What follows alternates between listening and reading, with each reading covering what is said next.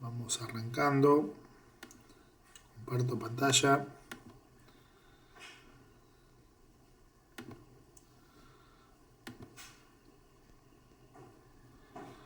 Compartir.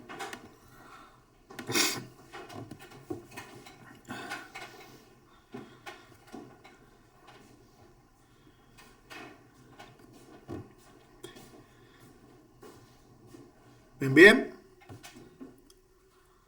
Sí, profe. Perfecto. A ver, esperen que ahora pongo. Sí. Lo pongo en grande. Ahora dígame si lo ven bien, porque a veces no se ve cuando lo. Así sí, pero a veces cuando lo amplío. Un poquito.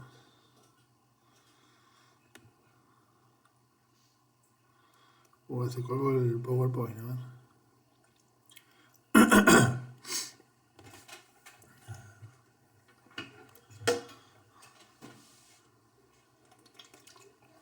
A ver, ahí está.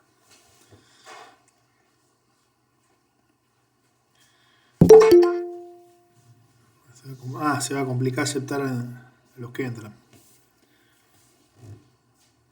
Vamos a salir. Se colgó.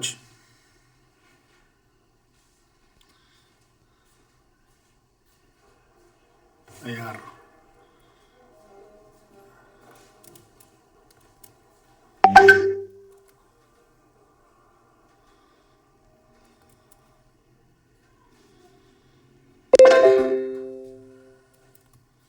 ¿Me ven bien? Sí. ¿Me lo ven en pantalla grande? Sí. Esperen que está medio colgado, no sé qué pasa.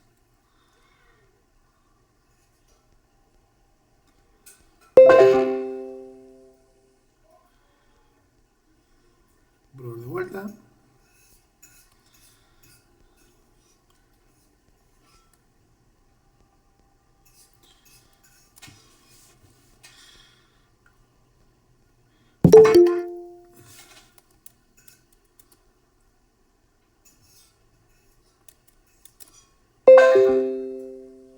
Me deja compartir, che.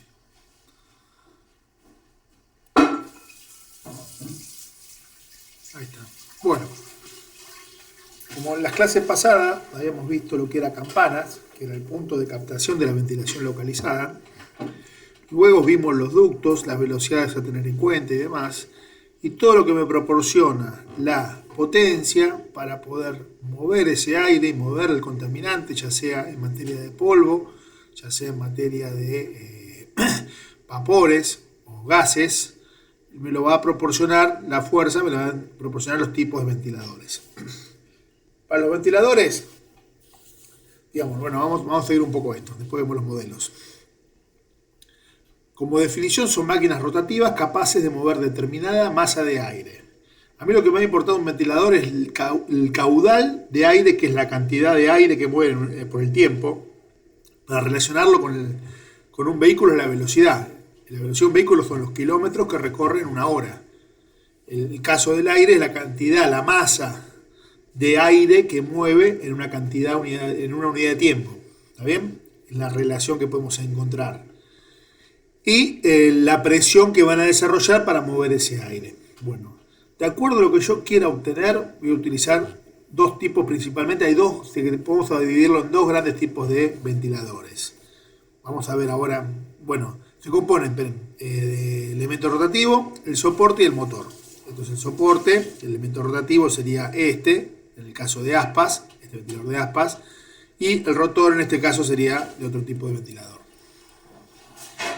Bueno, a grandes rasgos vamos a clasificar los ventiladores de hélice, que son este caso. Fíjense que es como un ventilador que ustedes usan en sus casas, digamos, obviamente con otra potencia, otra tecnología y demás, otro tipo de aspas.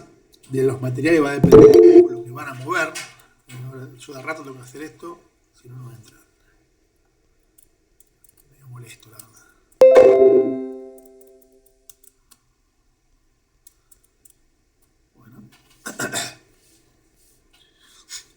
Digamos, ventiladores de hélice, que sería este caso, que mueven un gran caudal, se utiliza más que nada para mover grandes volúmenes de aire.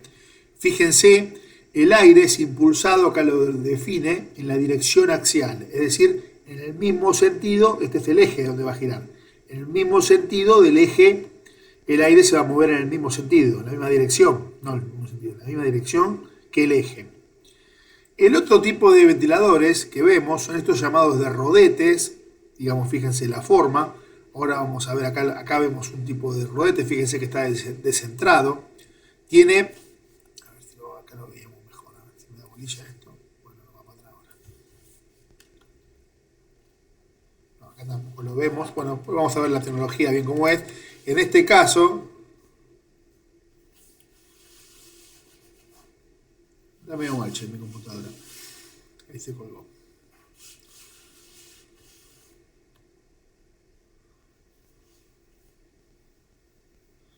Perfecto. En este caso, el de rodete, el eje, fíjense que está acá. Este es el eje donde ven acá que gira este circulito acá que está pensando la computadora. Y el aire se mueve de manera del eje de manera perpendicular y sale por acá de manera perpendicular. Estos me sirven más para manejar grandes presiones. Más que caudal, se utilizan para presiones. Después vamos a ir viendo que hay algunos que son de mixtos, digamos que para algunos tipos de soluciones. Fíjense otra particularidad que tiene. Fíjense, el eje no está justo en el centro, está medio descentrado. Y es una de las particularidades que tiene. Bueno, ¿cómo los podemos clasificar? Bueno, los ventiladores, según su función, digamos, impulsores y extractores, gran parte. ¿Cuáles son impulsores? Es, por ejemplo, aquellos que el aire lo van a impulsar dentro del tubo para que avance hacia un filtro o hacia donde quiera yo llevar ese aire, hacia una chimenea o lo que sea. Y los extractores directamente salen al medio externo donde yo quiero enviar el aire. Fíjense que no sale ningún tubo de acá. Este es el caso extractor. El caso del extractor, el extractor de cocina es uno de esos casos, digamos, de los más sencillos. Esos extractores que usan las cocinas industriales, que son un ventilador en una pared directamente, no hablamos de... Cada vez que entro y salgo así, después tengo despelote.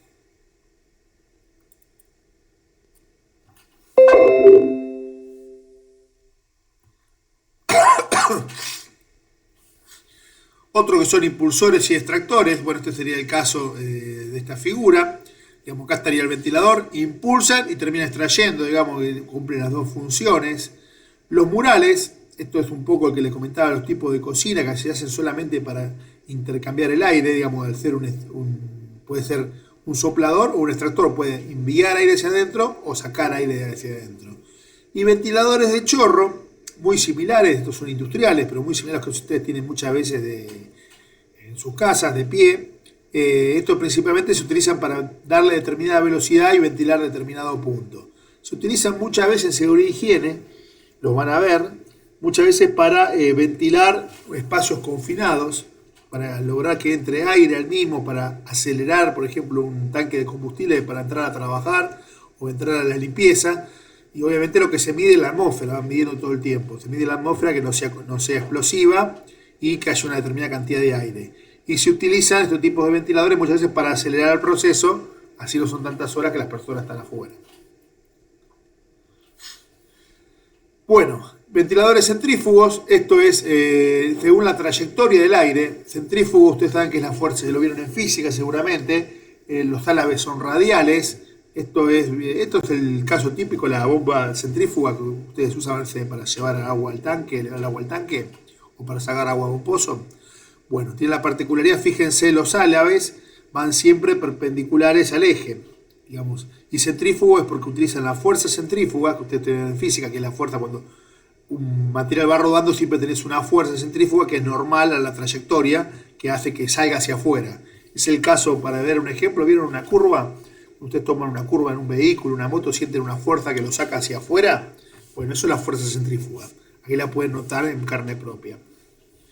Bueno, lo mismo pueden ser de tres tipos, de álabes radiales, álabes hacia adelante, digamos sería esta figura, digamos tienen un pequeño ángulo, estos son de rodete, y álabes hacia atrás para otro tipo de característica que quiera obtener del ventilador.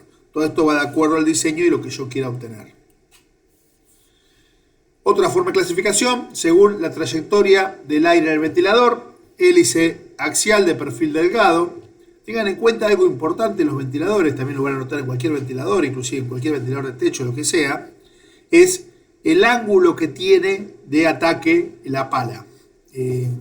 A ver, pongo esto como puntero láser. Ahí está mejor. Fíjense este caso, fíjense el ángulo que tiene muy agresivo de ataque que tienen las palas de este ventilador axial.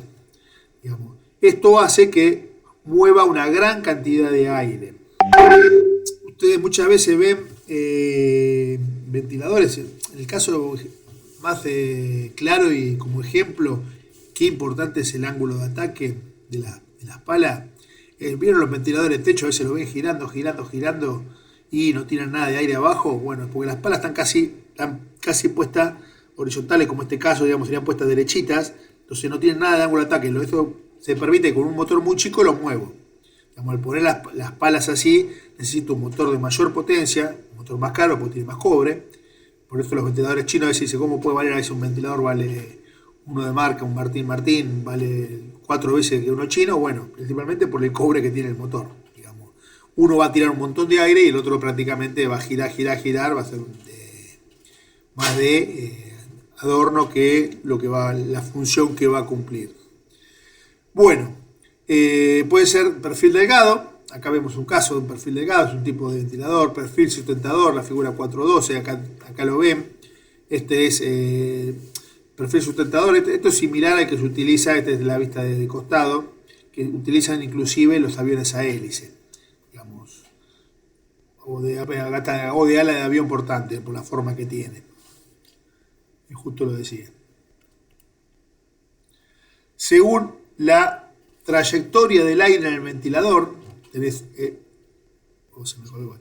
hélicos centrífugos, en los cuales la trayectoria del aire rodete es intermedia entre el ventilador centrífugo y axial. Este sería un caso intermedio de ventilador, digamos, entre un centrífugo y un axial. Digamos, me proporciona la curva. No nos vamos a meter acá en la curva, porque ustedes no van a hacer cálculo de ventilación y cálculo de ventiladores. Los tipos de curvas me van a dar, que viene luego, me va a dar el tipo de ventilador que voy a elegir de acuerdo a mi diseño. Los ventiladores tangenciales, acá en vez de salir el aire normal a 90 grados, como los de rodete, sale con un cierto ángulo tangencial y no directamente, que me da un poquito de las dos propiedades, de flujo y de presión. Los ventiladores tienen curvas características. Las curvas características se obtienen dibujando en unos ejes de coordenadas los distintos valores, fíjense, de caudal y de presión. Yo les decía que un ventilador lo voy a definir por el caudal o por la presión. Obtenidos, obviamente, esas curvas, que me va a permitir elegir el ventilador, van a ser de acuerdo a un ensayo de laboratorio. Acá ven el caso. Fíjense, este mismo ventilador, es el caso A, B y C. Acá, cuando tengo solamente el ventilador sin ninguna cañería por detrás, el aire va en este sentido, me da 10.000 metros cúbicos hora. Esto es el caudal. Fíjense, es volumen, metro cúbico, dividido tiempo, hora. El caudal se mide en metros cúbicos hora.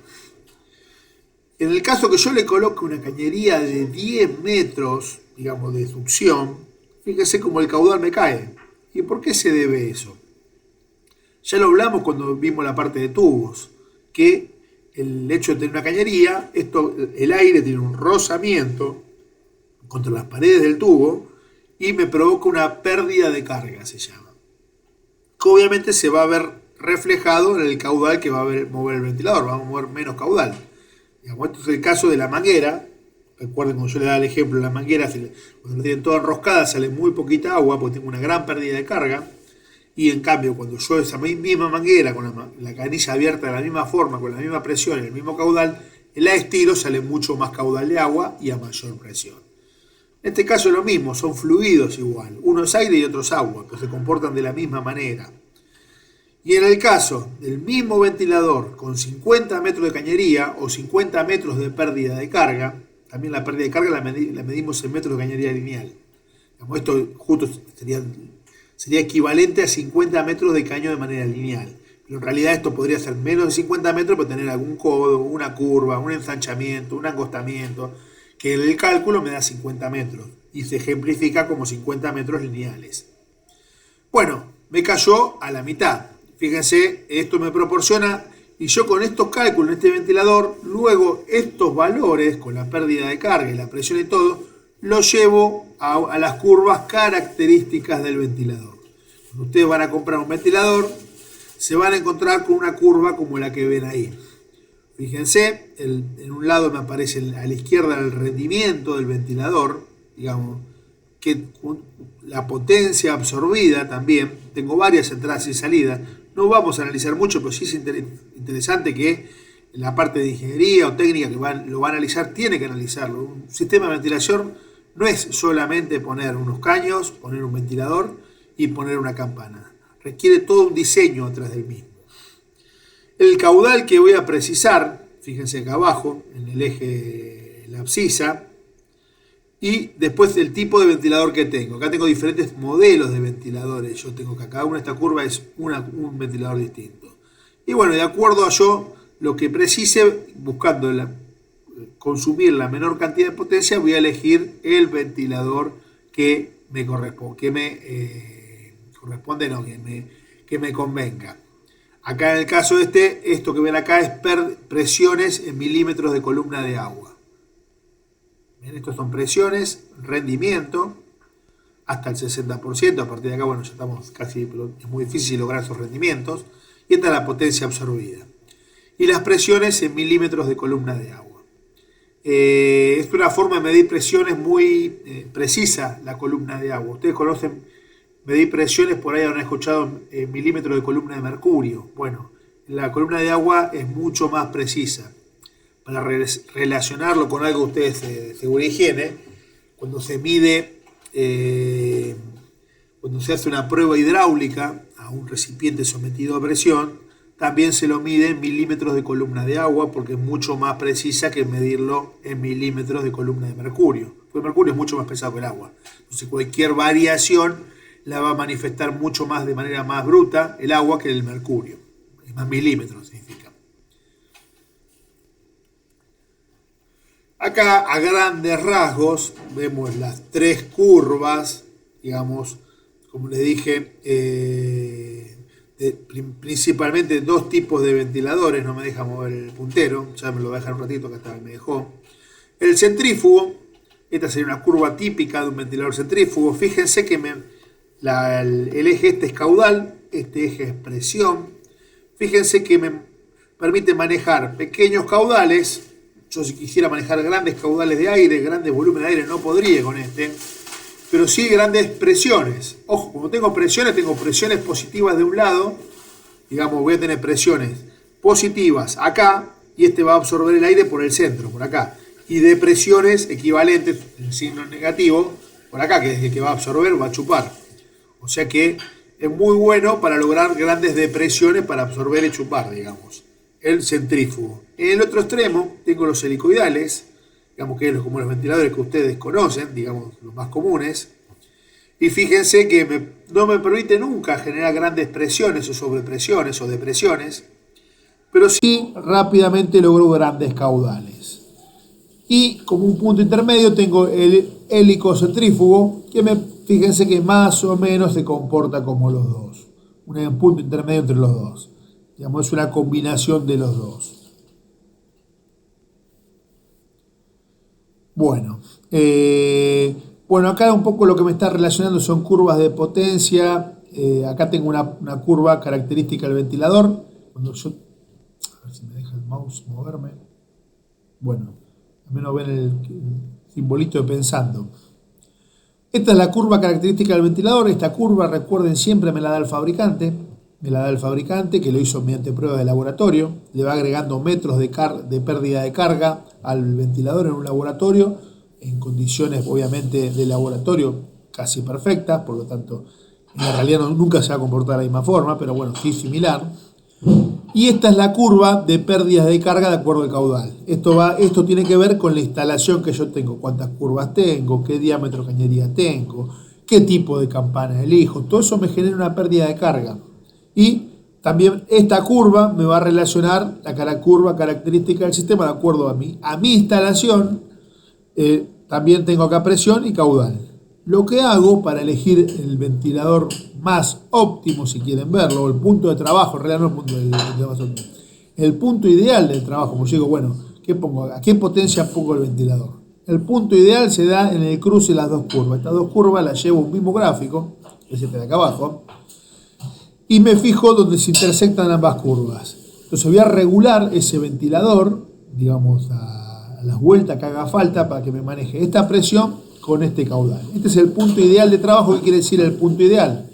Es el punto que va a cumplir los requerimientos consumiendo la menor potencia. Una instalación mal diseñada, que no está bien equilibrada en este sentido, que le estoy mostrando acá, me va a llevar a no es que a veces funciona igual, pero funciona forzada. Es como el auto cuando a veces lo llevo en primera, segunda, cuando requiere ir a cuarta, quinta. ¿Qué hace? Me consume más energía.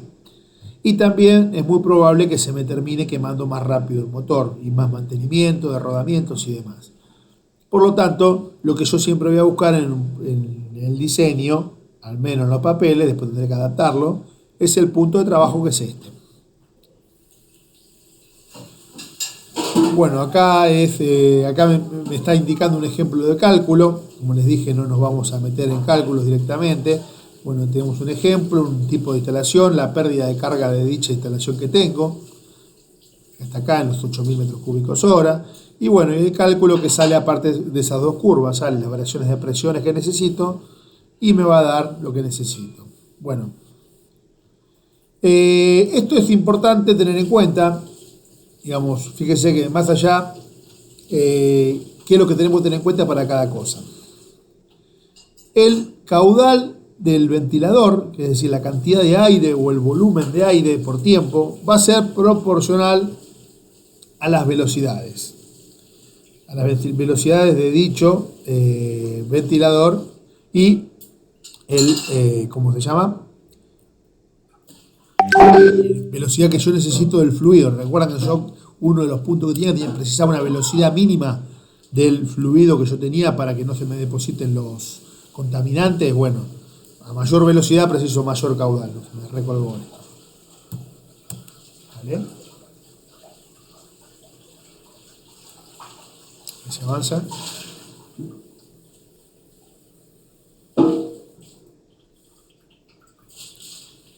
No quiere avanzar. Ahí está.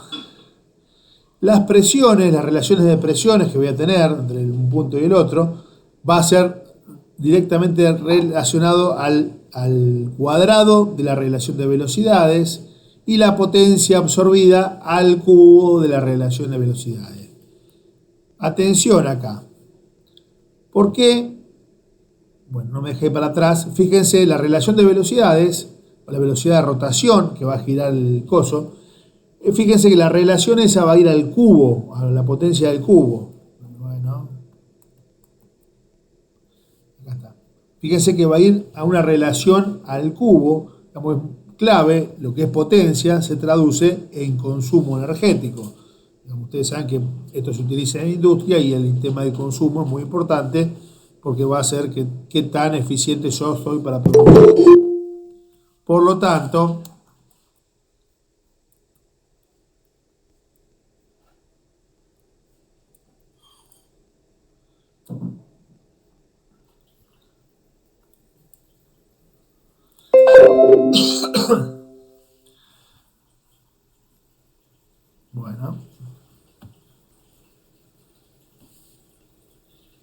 Bueno, entonces como resumen este cuadro, si yo varío el diámetro de la hélice y permanece constante la velocidad, la densidad del aire y el punto de funcionamiento, el caudal es proporcional, lo que vimos recién, al cubo de la relación de los diámetros, la presión es proporcional al cuadrado de la relación de los diámetros y la potencia es proporcional a la quinta potencia de la relación de los diámetros.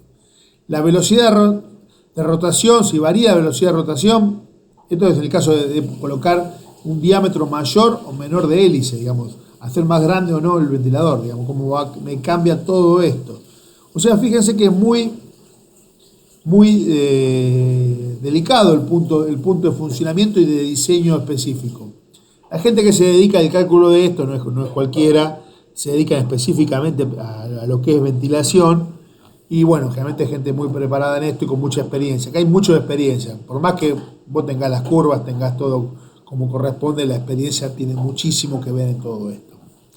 Eso no quita que en gran parte de las industrias estén mal hechos los cálculos de ventilación, y eso nos trae aparejado desde el punto de vista de higiene y seguridad grandes problemas después por contaminación, o logran los puntos de calidad del aire, pero sobreforzando a los ventiladores y sobrecargando los sistemas.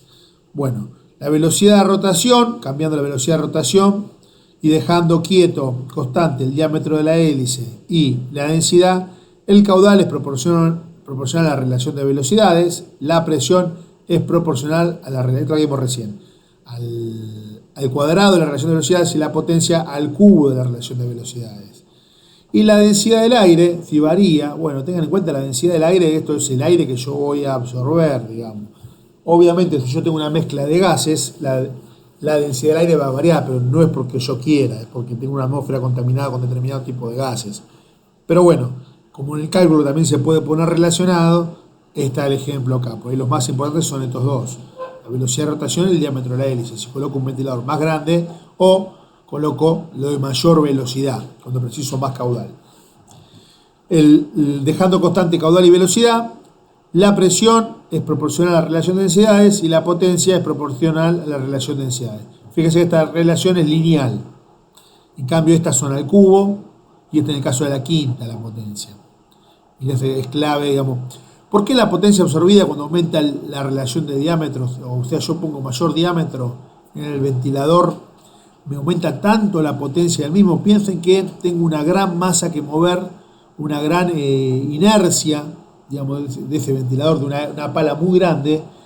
Es lógico que la potencia sea mucho mayor, porque esto más que nada, el gran punto de consumo se da al arranque, y después manejar todo ese volumen, digamos, proporcionado, hace que sea poco eficiente.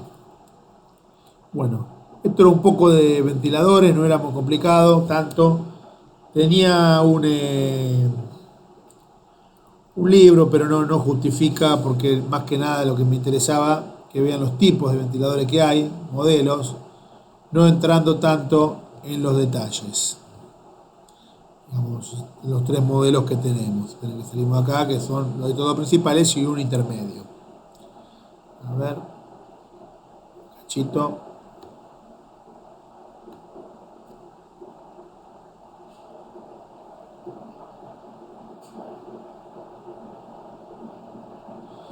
Ventilador de rodete o axial. Faltaba, pues yo te mostraba una imagen, hasta que lo encuentre. Ventilador de rodete o axial.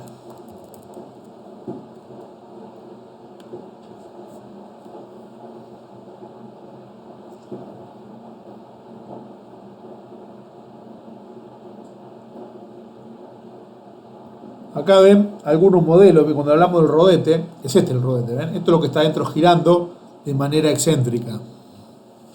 Acá tiene otro modelo más, ¿ven? Es similar a las bombas centrífugas. La bomba centrífuga es igual a este en realidad. Digamos, la bomba centrífuga es la exageración del rodete, si lo quieren ver. Es lo más axial que hay. Déjenme ver algún otro más rodete.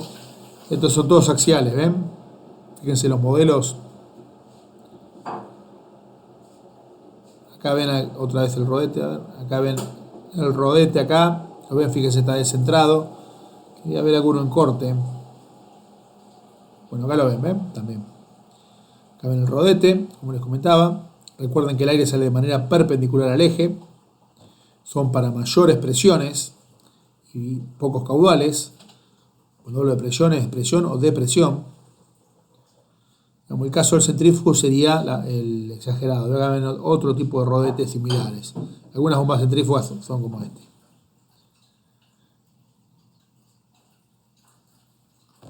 Bueno, un poco quería mostrarle algunos modelos, digamos. Después fíjense que hay diseños intermedios. Este es un diseño intermedio. Este es uno de los que hablamos de que es intermedio entre los dos. Esto va metido en un rodete como este, digamos, un caracol así. Y fíjense que tiene como los álabes distintos. Este sería uno de los casos intermedios que hablábamos. Después no hay mucho más. Esto es un centrífugo, ¿eh? Esto es un centrífugo, un exagerado también. Estos casos manejarían, son los que más presiones manejan y menos caudal.